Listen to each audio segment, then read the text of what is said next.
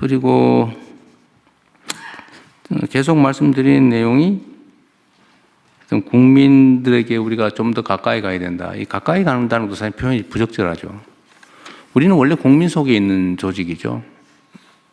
국민 그 자체죠, 사실은. 국민의 도구. 그런데 따로 놀아요, 쉽게 말하면. 국민들은 국정이 어떻게 돌아가는지, 지방 행정이 어떻게 돌아가는지 몰라요. 그거 잘 안 가르쳐줘요, 이상하게. 예산 공개도 참 어렵더라고요, 보니까. 이제는 다 예산 공개하고 있죠? 네. 아세븐 여기까지. 뭐든지 알려줘야지. 주인한테 알려줘야지. 왜 주인한테 숨깁니까? 그게 이제 부정부패의 원인이기도 하고, 복지부동 게으름의 원인이기도 하죠. 최대한 공개하고, 보여드리고. 왜냐하면 주체니까요. 그래서 제가 전에 관련 단체 수혜자, 이해관계자에게 최대한 많이 접근하고 논의하고 들어봤으면 좋겠다. 똑같은 일을 하더라도 얘기를 들어서 하는 거하고 그냥 일방적으로 하는 건 다르죠. 우리가 그 국민을 주인으로 대접하느냐, 통치나 아니면 정책의 대상으로 격화하느냐, 또 우리한테 달려있지 않습니까? 그렇게 하면 안 되죠. 그래서 국민과 좀 더 가까이 했으면 좋겠고요. 국민들의 목소리를 잘 들어야죠. 뭐 방법은 아주 다양한데 저는 사실 저한테 오늘 메시지 다 읽어보거든요. 그러다 보니까 좀 밤늦게까지 읽는 경향이 있는데 뭐 그런 것도 보고 어디 뭐 댓글도 좀 보고 보면 도움이 되는 게 많아요. 우리가 모르는 걸 아주 정말 잘 체크합니다. 그런데 이걸 악용하는 집단이 있어요. 댓글 선점해가지고 메뉴에다 해놓고 그 거짓말 써놓고 막 좋아요 눌러가지고 조작하고 국민의 눈을 흐리는 요거는 이따 우리 총리께서 한번 말씀하실 때 한번 체크해 봐야 되겠어요. 전에 댓글 여론 조작하는 것 수사 좀 하라고 했는데 어떻게 됐죠? 저기 행안부 네, 예, 좀 하고 있어요? 예, 하고 있습니다. 어떻게 하고 있어요? 경찰청에서 전담 조직을 만들어서 만들었어요? 예. 어쨌든 성과를 좀 보고를 좀 하라고 하십시오. 네, 알겠습니다. 너무 지저분해요. 예. 그리고 이거는 우리 한성숙 장관님은 종전 직장 상황을 한번 물어보고 싶은데 네. 그 대표적인 포털이니까 그 댓글에 어떤 사람이 예를 들어 매크로로 쓰는지 어떤 사람들이 조직적으로 하는지를 대충 기술적으로 좀 체크 가능하죠. 네, 기술적으로 IP 체크하면 저희가 이제 댓글 보면서 예전에 체크해 보면 특정한 집단이 반복적으로 쓰는 경우가 그러니까요. 벌어집니다. 그 업무 방해 아니에요. 댓글에 이제 그 프로필을 연결해서 그 어떤 사람이 이 댓글을 쓰고 있는지 많이 쓰고 있는지 리스트도 보여주고 이런 개선들을 계속 할 필요가 그러니까 있다. 조작이 너무 심해요. 하여튼 그것도 그 민주주의 체제를 위협하는 정보 조작 행위이기 때문에 그건 행안부에서 이거는 그냥 누구의 명예를 훼손하는 그런 문제가 아니고 그 순위 조작하고 이런 거는 업무 방해일 뿐만 아니라 정보 조작이라서 민주주의 체제를 위협하는 행위입니다. 이게 너무 심해요. 그 각별한 경각심을 가지고 예.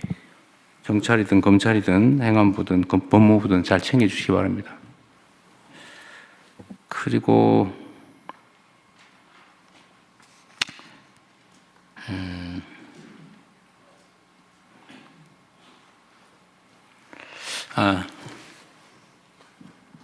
저번에 법제처에서 저한테 이 수사에 관련된 지시, 업무 지시의 범위에 대해서 보고서 주신 일 있죠. 예, 그렇습니다. 결론은 구체적인 사건에 대한 구체적 지시가 아니면 해도 된다. 그런 거였던가요?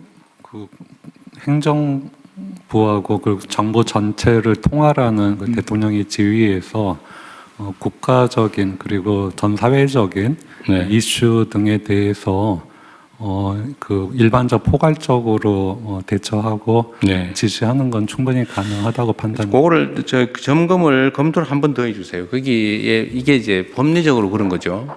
대통령은 모든 공무원에 대한 지휘권이 있는데 개별 법령에 따라서 국가 공무원 중에서 대통령이 지휘를 하면 안 되는 데가 아예 있고, 예를 들면 뭐 사법부, 뭐 선관위, 뭐 이렇처럼 아예 딱 정해진 곳이 있고, 또 개별적인 법률에 의해서 하면 안 된다라고 하는 거, 뭐 직권남용에 해당되는 행위를 하면 안 되지 당연히, 뭐 그런 거 있는데, 지금 수사와 관련해서는 예를 들면 특정인을 처벌해라, 뭐 기소해라 말아라 이런 거 하면 안 되지만, 예를 들면 특정 사건에 대한 엄정한 수사를 촉구한다든지 이런 건 당연히 이때까지 해왔고 예, 할 수 있는데, 제가 보니까 이거를 마치 하면 안 되는 걸 하는 것처럼 그렇게 생각하는 경향이 있더라고요.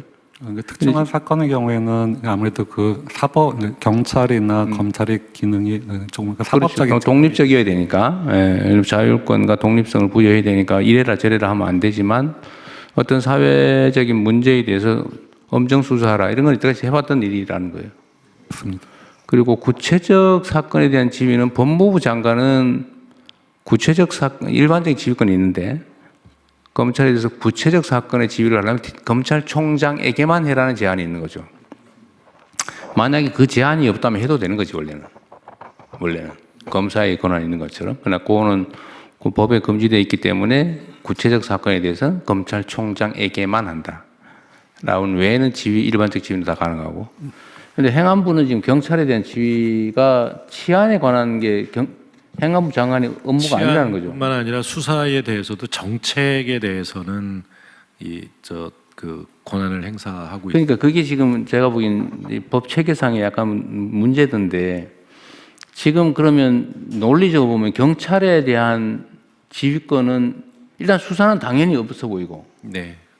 그러면 개별 경찰에 사건에 대한 대한 치안에 대한 업무도 지휘가 사항이 안 돼요. 치안에 대해서는 지휘 가능합니다. 치안은 되고 뭐가 안 되는 거예요? 그 개별 사건 수사에 관해서는 지휘를 할 수 없게 돼 있는 그게 이유가 법에 정해져 있어요? 그 법에 행안부 장관이 할 수 없다는 법이 있는 것은 아니고요. 경찰청장이 국수본의 수사에 대해서 개별 사건에 관해서 지휘할 수 없다라고. 그건 명확하게 있고. 예, 명확. 그럼 국수본부장은 경찰인데 경찰청장이 소속이긴 하지만 네. 수사에 대해서는 아예 손을 떼라. 네, 네. 라는 취지인데, 그럼 국수본부장의 수사는 누가 지휘합니까? 그거 지 마음대로 합니까? 그 규정이 없습니다. 바로 그게 문제죠. 그냥 일반 지휘권 외에는 없습니다. 그래서 이것도 법 자체에서 정리를 좀 해주세요. 필요하면 입법을 개정을 하든지 해서라도 정리를 해야지. 그런데 아까 얘기했지만 대통령은 부처청에 대해서 지휘 감독한다. 네, 업무에 대해서 이렇게 포괄적으로 돼 있단 말이에요. 네. 그런데 부처청 중에서 부장관은 청장과의 관계에서는 약간씩 독립되어 있는 측면이 있는 것 같아요. 청이 외청이라서 외청이라서. 업무가 독립되어 있습니다만 그 지휘 관계는 있습니다. 그런데 그 중에서 경찰 업무 중에 치안 업무는 지금 행안부 장관의 직무 내용이 없다는 거 아니에요? 네, 네. 정부 조직법상 그럼 경찰 치안 업무에 대해서는 그냥 이게 또 애매해요. 그럼 명확하게 해야지. 예, 맞습니다.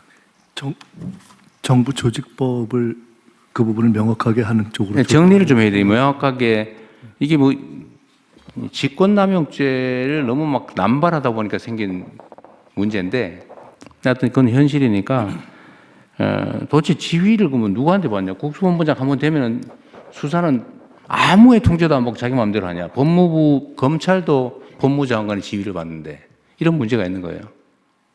지금 경찰 수사에 대해서 이상하게 돼 있어 지금. 네.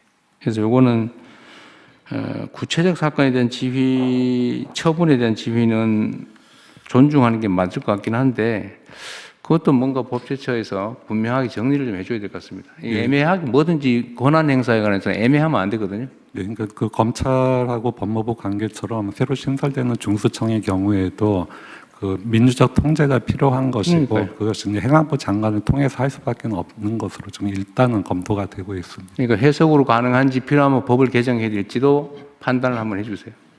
네. 그것도 빨리 좀 정리를 하면 좋겠습니다. 너무 이렇게 애매하게 가면, 규정이 애매하면 이게 그 점을 악용하는 가능성이 생겨요.